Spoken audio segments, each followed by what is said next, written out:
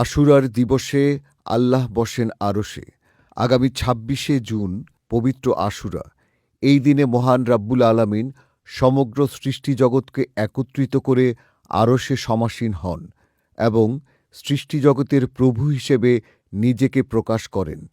এই মহাপবিত্র দিন উপলক্ষে মহান সংস্কারক মুহাম্মদ ইসলামের পুনর্জীবন দানকারী সুফি সম্রাট হজরত সৈয়দ মাহবুবে খোদা দেওয়ানবাগী হুজুর কেবলাজানের সুমহান শিক্ষা অনুযায়ী সকাল থেকে বাদ জুমা পর্যন্ত দেওয়ানবাগ শরীফে অনুষ্ঠিত হবে আশেকে রাসূল সাল্লাল্লাহু আলাইহি ওয়াসাল্লাম সম্মেলন। স্থান: দেওয়ানবাগ শরীফ, দক্ষিণ কমলাপুর, মতিঝিল, ঢাকা।